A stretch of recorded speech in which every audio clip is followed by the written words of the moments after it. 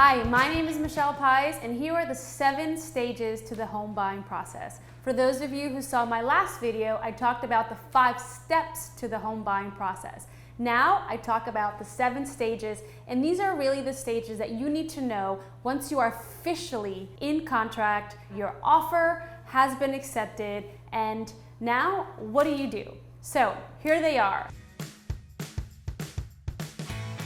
The first stage is the attorney review stage. This is a very important stage. There are a lot of misconceptions out there that you have 3 days for the attorney review process. In fact, that is not true.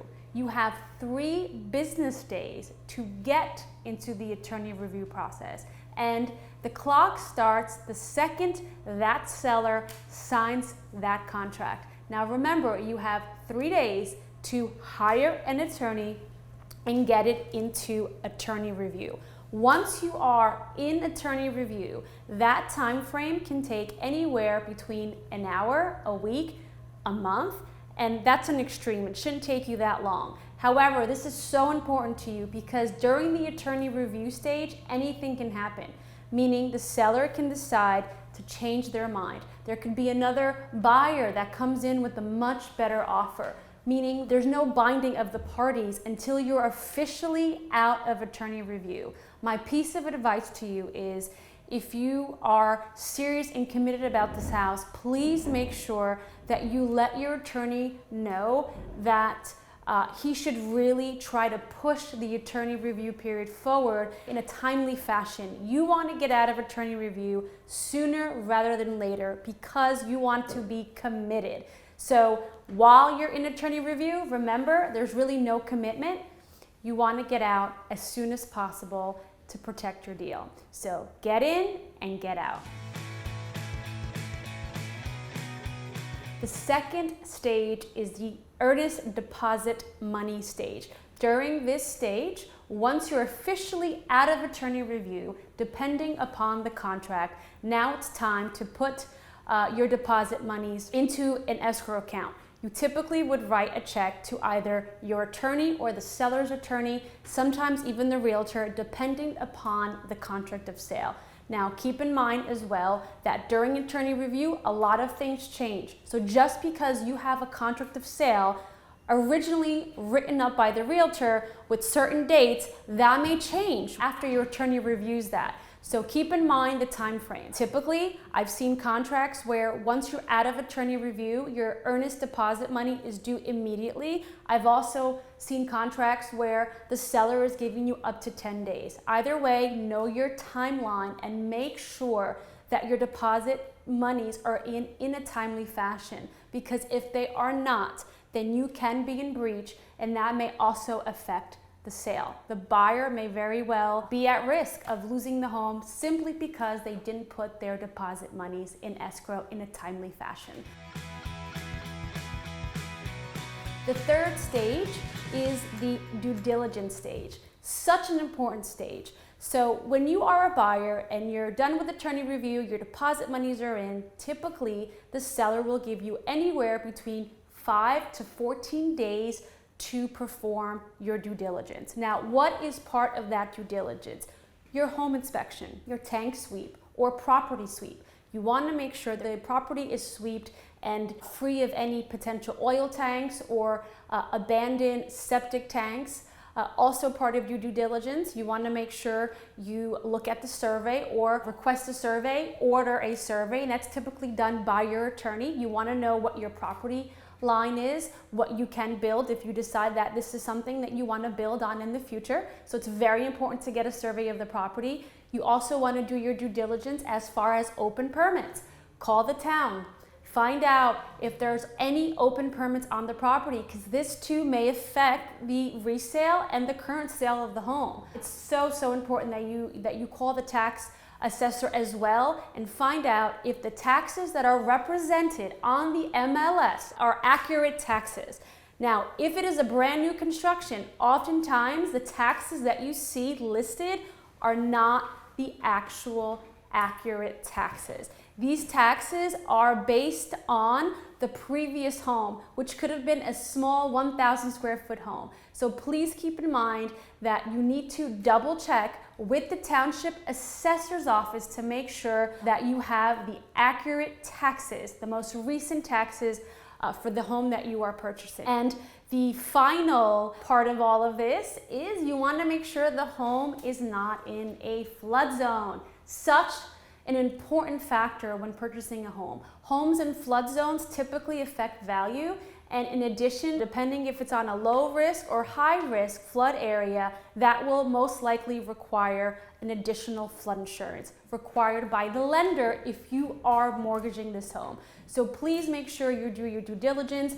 Again, on the actual contract of sale, you'll have the actual time frame for your due diligence. You want to make sure that your due diligence is done within that time frame. My recommendation to you is begin your due diligence immediately after you're out of attorney review, because in the event that you take longer to do your due diligence and your attorney doesn't request an extension, that may limit the potential of asking for anything further from the seller. For example, something may come up. There may be a structural issue with the home where now during this phase, you're gonna have to go out and hire a structural engineer. These things take time. And the worst thing you can possibly do is go into contract, have a home inspection, just to find out that you ran out of time to ask for any repair requests or credits. So please follow your timeline.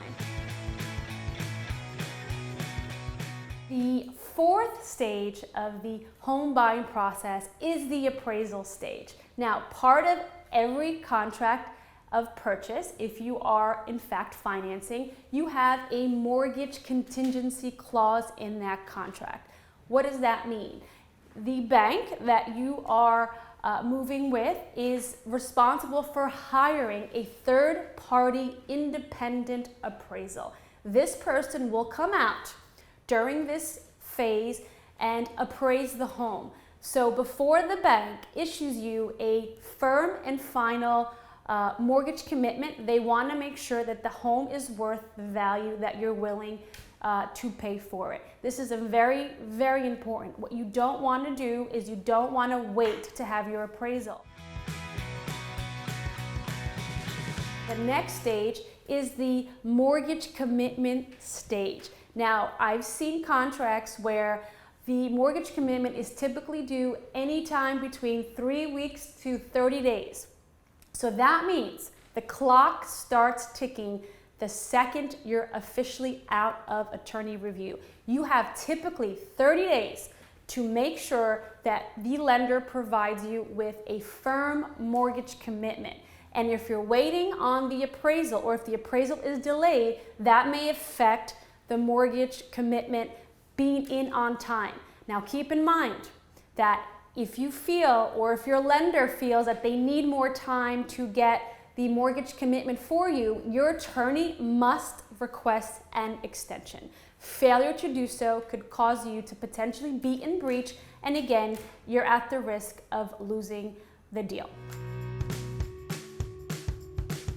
The next stage of the home buying process is your final walkthrough / transfer of utilities / ordering your insurance. So this stage, typically your realtor will assign and schedule you a final walkthrough of the property. This is typically done the morning of closing or the day before closing. Now, what to expect during a final walkthrough? Very simple. You walk through the house, you make sure that the house is in its original condition that you first saw it in when you first went out and made an offer on the property. It is the seller's responsibility to make sure that the home is free and clear of any personal belongings. The home has to be kept in broom clean condition. Also, during the final walkthrough stage, you want to make sure that if there were any repair requests made by you to the homeowner, you want to make sure those were done as well. Simultaneously, once you have a closing date and a closing time, Don't forget to order the utilities, especially if you're purchasing a home that is an as-is sale or a bank-owned property. You don't want to walk into a home with absolutely no utilities. So schedule the transfer. Your realtor can assist you with that as well. And of course, your insurance. Now, most lenders, part of their mortgage contingency clause or commitment clause is that you need to provide them with proof of insurance. So please don't forget to do that. If the home is in a flood zone, you'll need 2 insurances. You'll need a homeowner's insurance and also a flood insurance. The last and final stage is the closing. Very exciting. You are now ready to become an official homeowner. During this step, you're meeting with your attorneys. You're making sure that all the terms of the mortgage that you agree to are exactly what they're supposed to look like on paper. All your closing costs are accurate. Your interest rates are accurate. Don't forget to read the fine print before you sign on the dotted line. During this time, the deed gets transferred from the seller into your name. Congratulations on becoming a new homeowner. My name is Michelle Pais. Thank you so much for watching this video. Feel free to comment, like, and subscribe. Thank you for watching.